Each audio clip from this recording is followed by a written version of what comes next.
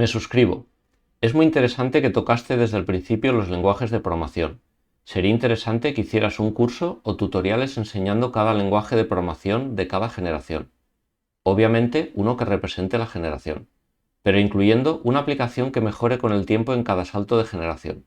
Es decir, una aplicación X que enseñaras a programarla desde la primera generación de lenguajes de programación. En este caso sería el lenguaje máquina.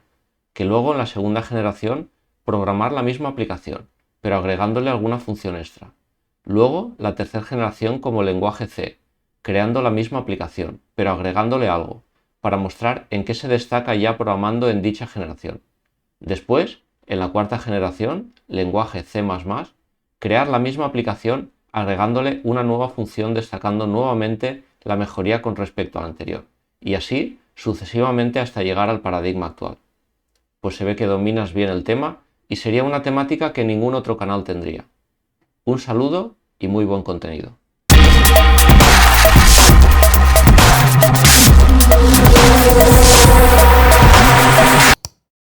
Hola Edu, feliz Navidad.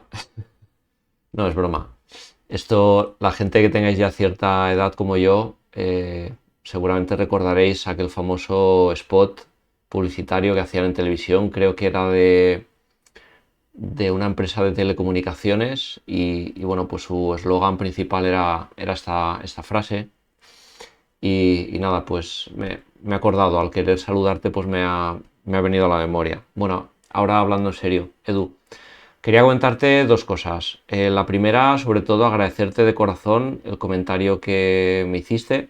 Agradezco muchísimo el que me hagáis este tipo de comentarios con ayudas o aportes que, pues bueno, son ideas para generar nuevo contenido y en este caso, pues bueno, ha surgido la idea de hacer un nuevo vídeo a partir de tu idea. Lo segundo que no quiero que se me olvide es pedir disculpas por la demora que ha pasado desde que hiciste el comentario hasta hoy, pero bueno, la verdad es que la vida en general me tiene muy ocupado y no ha sido hasta este momento que he podido grabar este vídeo. Bueno, lo importante, quiero que te quedes con que este vídeo va dedicado para ti. Recogiendo tu idea, Edu, he pensado en implementar el bucle DAXP. Su nombre viene de las siglas en inglés Double Precision A-Time X plus Y, que forma parte del test de prueba de rendimiento LeanPack. Si acaso en la descripción os dejaré un enlace con información al respecto para la gente que tengáis curiosidad. Este bucle, el bucle DAXP, implementa la operación vectorial y igual a y más a por x, siendo y y x un vector de n elementos, los dos iguales, y x, y después a es un número de doble precisión en coma flotante, se entiende.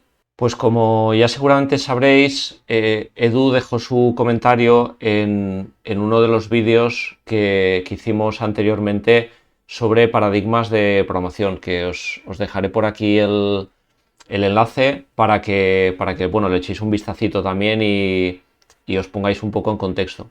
Entonces, para este vídeo lo que vamos a hacer es, como os dije antes, implementar este bucle DAXP y para ello, por sintetizar un poquito sin perder la esencia de la idea de nuestro compi, he pensado en implementar este bucle con tres lenguajes de programación que creo que resumen bastante bien la evolución de los lenguajes de programación pues desde prácticamente sus inicios hasta hoy en día. Bien, os estaréis preguntando qué lenguajes de programación son los que hemos utilizado en este vídeo para implementar el bucle DAXP, o quizá no os lo estéis preguntando, pero os lo voy a decir.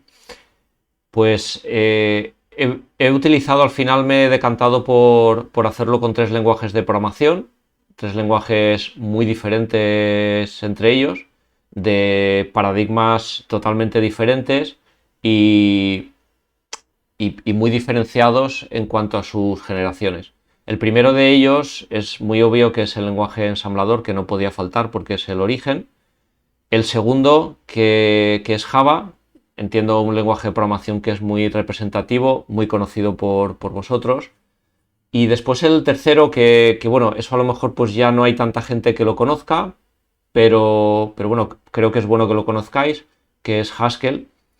Y entonces, pues bueno, vais a ver, como os decía, digamos, la misma idea, la misma idea de implementación, pero pues la implementación de por sí va a ser diferente por las herramientas de las cuales dispone cada uno de los diferentes lenguajes de programación y, lógicamente, al pertenecer también a paradigmas totalmente diferentes, pues la estrategia que tienen que seguir para conseguir el mismo objetivo es totalmente diferente. Bueno, pues como se dice, vamos ya por faena y vamos a empezar lógicamente por la implementación del lenguaje ensamblador.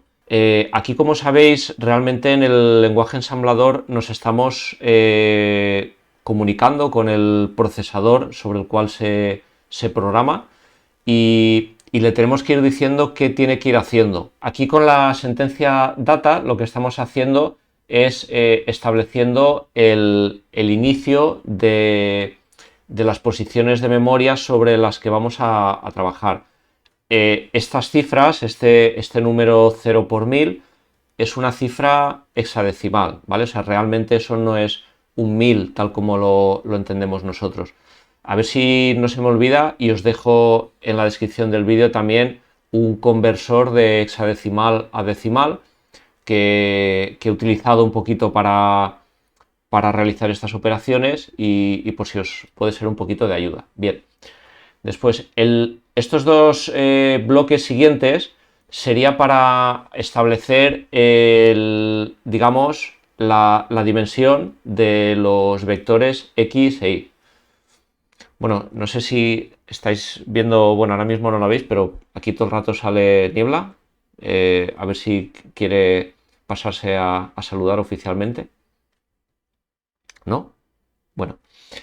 Entonces, como decía, aquí en estos dos bloques de código se están declarando de alguna manera los vectores x e y. Como veis, tienen 42 posiciones de la 0 a la 41 y cada elemento del vector son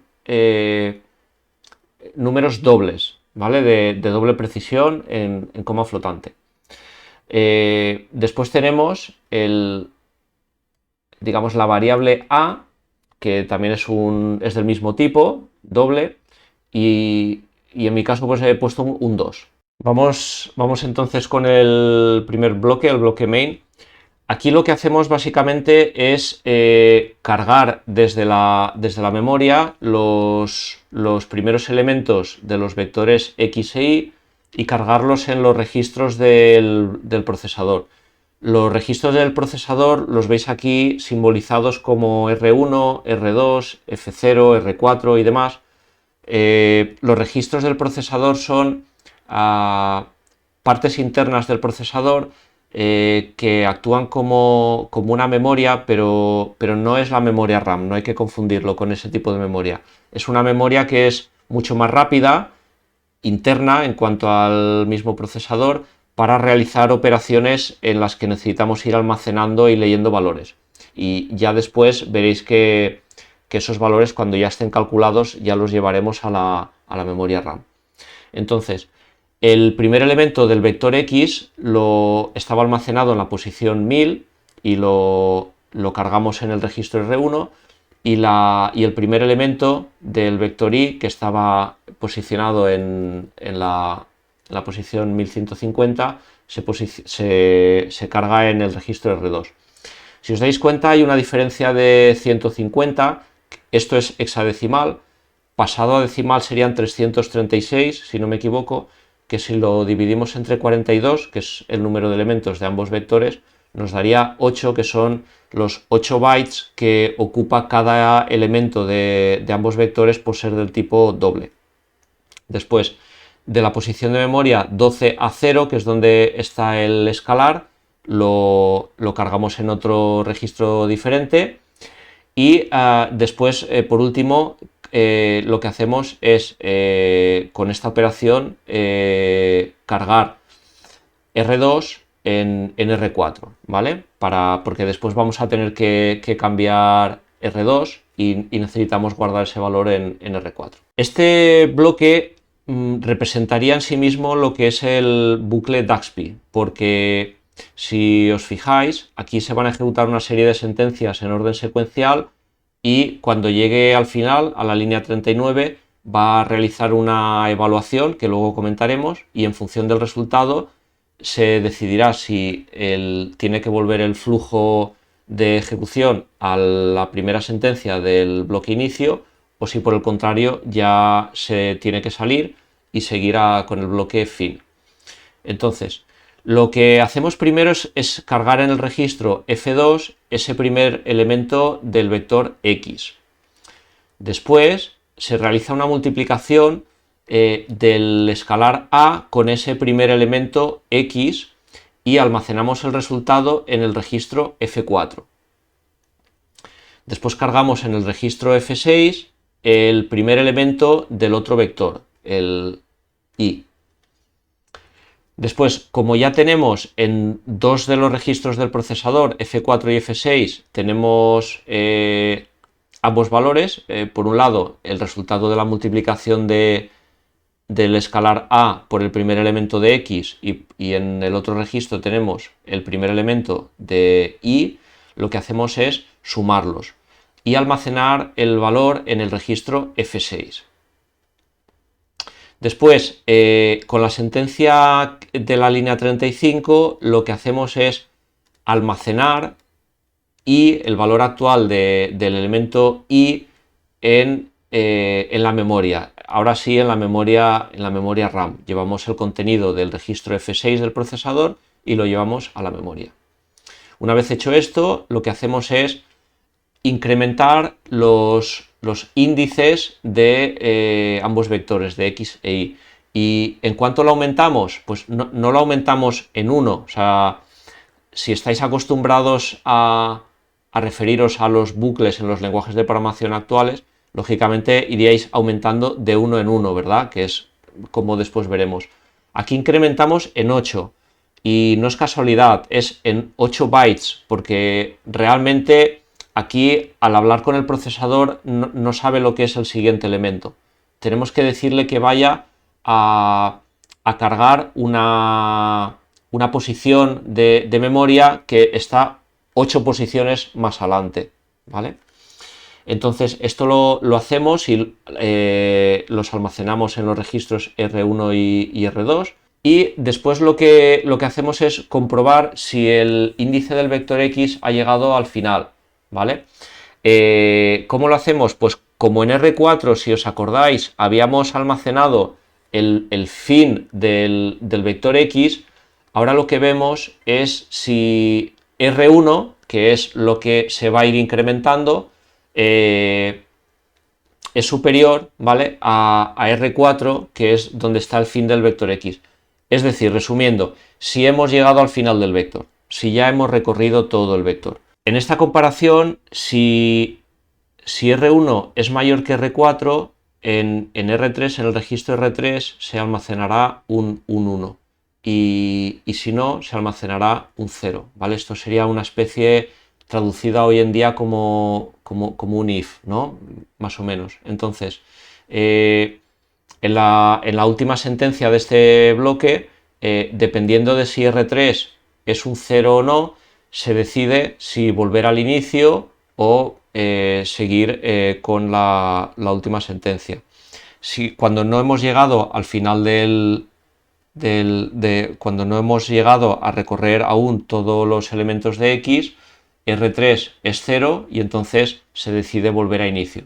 En el momento en que R1 sea mayor que R4, R3 será 1, con lo cual la siguiente sentencia se evaluará y se decidirá que no tiene que volver a hacer otra iteración. Con lo cual, al final, cuando ya hubiéramos pasado por todos los elementos, se ejecutaría esta sentencia de fin, que lo que hace, digamos, es, pues bueno, en resumidas cuentas, finalizar la ejecución del programa.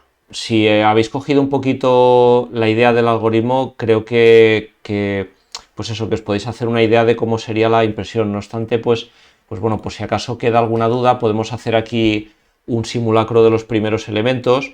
Recordad que la operación sería y igual a por x más y. Entonces, tanto x como y tienen el mismo número de elementos, 42, y además en cada posición tienen el mismo valor, ¿vale? Que sería 0, 1, 2, tal, hasta 41. Entonces, en la primera iteración tendríamos que los elementos de x y de y serían 0, con lo cual tendríamos 2 por 0, 0, más 0, 0. Entonces, el primero sería un 0. El siguiente sería 2 por 1, 2, más 1, 3. El siguiente sería 2 por 2, 4, más 2, 6. El siguiente sería 2 por 3, 6, más 3, 9. Y así sucesivamente, ¿vale? Hasta que, digamos que al final tendríamos, y aquí a lo mejor me va a tocar echar mano de la calculadora para no mentir, pues tendríamos el último elemento sería 2 por 41 más 41, 123. O sea, el último elemento sería 123. Si os fijáis o si queréis hacer más elementos, os vais a dar cuenta de que el vector resultante lógicamente va a tener 42 posiciones también, y empezando por el valor 0 va a ir incrementándose en 3, ¿vale? Es muy fácil ir siguiendo un poquito la serie y os daréis cuenta enseguida de que esto es así. Bueno, pues aquí tenemos la implementación en otro lenguaje de programación, Java, que hay un salto generacional grande desde el anterior que hemos visto, que es el lenguaje ensamblador, y entonces vamos a ver exactamente la misma funcionalidad, pero pues con una implementación diferente, porque es un lenguaje de más alto nivel comparado con el lenguaje ensamblador. Entonces pues hay muchas cosas que como veis se dan por supuesto. Vamos a tratar de desgranar un poquito. Aquí hay un poco de paja, entre comillas, de código que, bueno, por el mero hecho de ser un lenguaje orientado a objetos, pues bueno, hay clases y hay métodos y demás, pero vamos a tratar de destacar lo que realmente nos importa. Bueno, aquí tenemos una clase de prueba que yo le llamé hello, podría ser cualquier nombre de clase, y tenemos dos métodos estáticos, uno público y uno privado, pero bueno, eso es lo de menos. Este método de aquí privado, establecer valores vector,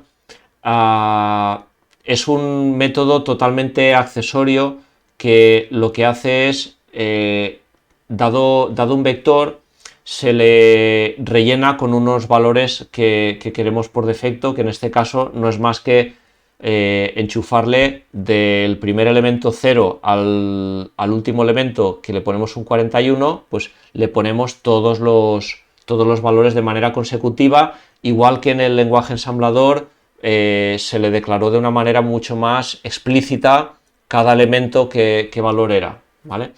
Aquí tenéis la instanciación de los dos vectores, tanto de x como de y, que son enteros de 42 elementos, y se invoca a establecer valores vector tanto a x como a y, para que le dé esos valores que os comentaba del elemento 0, 1, 2, 3, hasta el último elemento, que le daríamos el valor 41. Y después, esto es el bucle DAXPY, o sea, no hay más. Es un bucle for, en este caso, en el cual, a través de la variable i, que se instancia con el valor 0 hasta que, mientras sea menor que 42, o sea, es decir, de 0 a 41, vamos incrementando, como os decía antes, ahora sí, de 1 en 1, porque es a la siguiente posición del elemento. Ya no nos tenemos que ocupar en cuántas posiciones de memoria implica desplazarse al siguiente elemento. O sea, nos da absolutamente igual. Es decir, quiero ir al siguiente elemento. Estoy hablando en alto nivel y en bajo nivel, digamos que el código que se compila con los compiladores, en este caso sería de Java, en el código máquina ya se le va a decir al procesador cómo tiene que hacer estas cosas, ¿vale? Pero el programador que está en este lenguaje de programación, de todo eso no se preocupa. Y básicamente esto es el bucle for, esta envoltura con las llaves, y después esto es la operación de antes, ¿vale? Aquí no me digamos, preocupado, me podría realmente haber creado una variable a con el valor 2, o sea, podría haber hecho, por ejemplo, int a igual a 2, ¿vale? Y aquí poner una a. Pero bueno, quiero decir, pensé que tampoco aportaba nada porque bueno, no vas a simplificar ni más ni menos la operación. Yo creo que se ve bastante bien. Pero bueno, en todo caso, se ve bien como en cada iteración se realiza directamente la operación. Y aquí, otra vez, insisto, no se tiene que ir preocupándose de primero calculo esto de aquí, lo almaceno en un registro, luego me cargo esto, luego lo sumo, luego lo asigno. No, o sea, hazme esta operación y ya está. Internamente, no sé cómo lo vas a hacer, pero hazlo así y ya está, ¿vale? Aquí sí que sería mucho más fácil si queréis, porque, bueno, vosotros seguramente tendréis compilador de Java. Si no lo tuvierais, también podéis probar este código en internet. Hay compiladores online. A ver si no se me olvida, y también os dejo en la descripción alguno que suelo utilizar para hacer pruebas muy sencillas. Pero bueno, os quería decir que si a este código de aquí le añadís esta otra línea de código, sí que es muy fácil ver la impresión, cómo va quedando el resultado, o sea, cómo va quedando y, en este caso, con los nuevos valores. Y bueno, así pues también comprobáis que los cálculos que habéis hecho antes los habéis hecho bien. Y ahora por último, pues vamos a ver la última implementación. En este caso se trata de Haskell, como os dije, y bueno, pues esto, no sé, se podría decir de muchas maneras, roza lo ridículo, ¿no? Un lenguaje de programación totalmente funcional, muy diferente a Java, y bueno, ya no os digo al lenguaje ensamblador. Entonces, aquí, si no conocéis este paradigma, quizá os va a resultar un poquito complicado, chocante este código. Ahora os lo explico y ya veréis que realmente es muy sencillo. Estoy invocando a un método que es lista DASPI y le paso 3 parámetros. En este caso es el escalar 2, y le paso 2 listas exactamente iguales, ¿vale? Del 0 al 41. Esto es el core del DAXPI desde la perspectiva de Haskell. Es un método recursivo, hay muchísima recursividad en este lenguaje. Entonces, en todo método recursivo hay un caso base, el cual tiene que ponerle fin a la recursividad, porque la recursividad se puede ver desde cierta perspectiva como un bucle, aunque realmente no es así, pero como un bucle en el cual, al igual que en un bucle, la condición tiene que asegurar que va a llegar un momento que va a finalizar, si no, realmente vamos a tener un serio problema de ejecución porque bueno, pues al final la pila desbordaría, la memoria se llenaría tanto de una ejecución y otra ejecución y otra ejecución. La memoria es muy grande, pero no es infinita, entonces llegaría un momento que explotaría el universo. Entonces, en este caso, en la primera línea es el caso base, en la cual, si nos invocan al método lista DASPI con 2 listas vacías, en el segundo y tercer parámetro, independientemente del primer parámetro como sea, va a devolver una lista vacía. Esto sería el caso base. Y después el caso, digamos, recursivo, lo que espera un elemento A, ¿vale? Que en este caso va a ser un entero porque le vamos a pasar un 2. Y después dos listas que aquí se expresan como parámetros, como, pues bueno, yo le he puesto x dos puntos xs. Al final es cabeza dos puntos cola, ¿vale? O sea, una lista está compuesta de una cabeza y una cola, ¿vale? Entonces, pues yo lo simbolizo como x y xs o y is, ¿vale? Entonces, ¿a qué es igual? Esto es, digamos, la firma del método, por así decirlo. Entonces, ¿a qué es igual esto? Bueno, pues esto es igual, tiene que ser igual a una lista, porque si en el caso base lo que devolvemos es una lista, esto de aquí también tiene que ser una lista. Entonces, nosotros la expresamos, como os decía antes, como una lista vista como una cabeza y una cola. Entonces, ¿qué es la cabeza? Esto de aquí. Y esto de aquí es la cola. Entonces, ahora si diseccionamos más todavía, ¿qué es la cabeza? La cabeza es A por X más Y. Es la operación del bucle Daxby. El escalar A por el elemento actual de X más el elemento actual de Y. Entonces, vamos a devolver una lista cuya cabeza sea esa operación y la cola lo que hacemos es invocar recursivamente, o sea, es decir, se va a llamar a sí mismo con el mismo elemento o el escalar, mejor dicho, A, y después la cola de X y la cola de Y.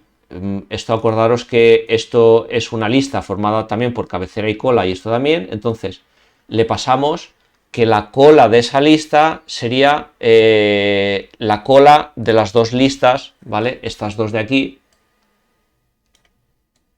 Con lo cual lo que vamos a hacer es llamar la primera vez con la cola, que sería, si quitamos la cabeza que es el 0, sería del 1 al 41.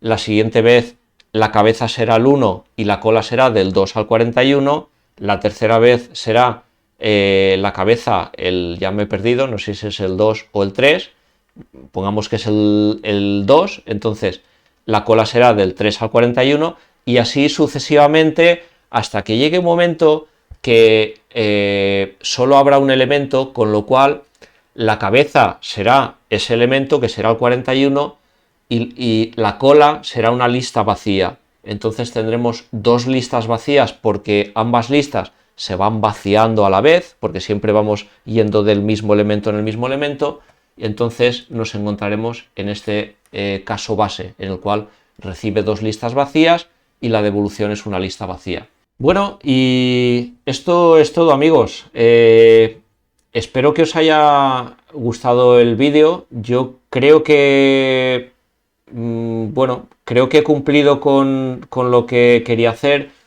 Espero que os haya gustado, particularmente a ti, Edu. Espero que estés viendo este vídeo y que te haya gustado. Espero haber satisfecho tu demanda. Al final, pues yo creo que se trataba de hacer bueno, así como se hizo una disertación bastante teórica sobre la evolución de los lenguajes de programación en vídeos anteriores, que os dejaré por ahí si no lo he hecho ya la serie o algún ejemplo, focalizarse en algún ejemplo concreto, ¿vale? Algún programa, como nos comentabas. En este caso, pues como os había dicho, elegí este bucle Daxby, que bueno, ¿por qué lo he elegido? Pues porque me vino a la memoria, es un bucle que se utiliza para hacer medidas de rendimiento, entonces pues creo que le venía al pelo en ponerlo a prueba en diferentes lenguajes de programación con unos saltos generacionales más que evidentes.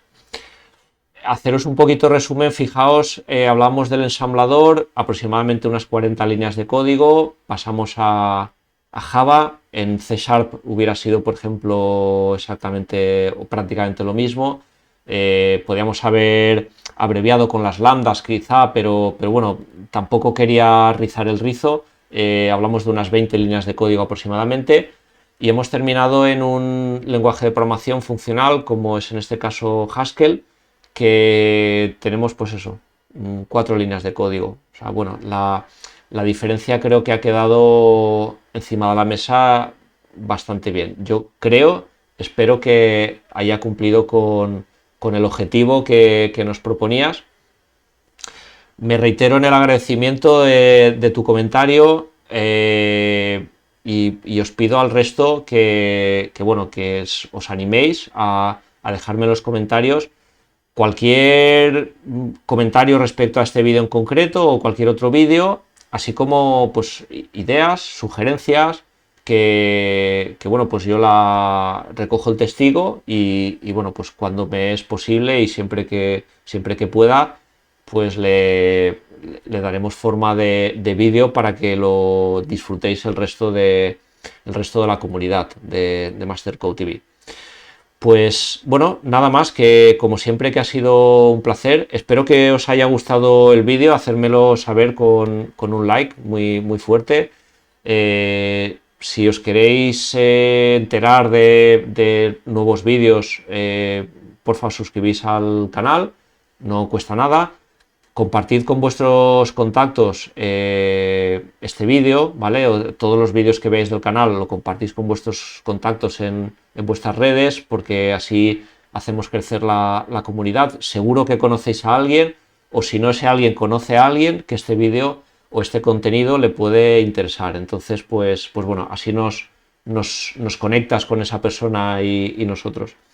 Lo dicho, que un placer como siempre, que nada, pues nos vemos en el siguiente vídeo.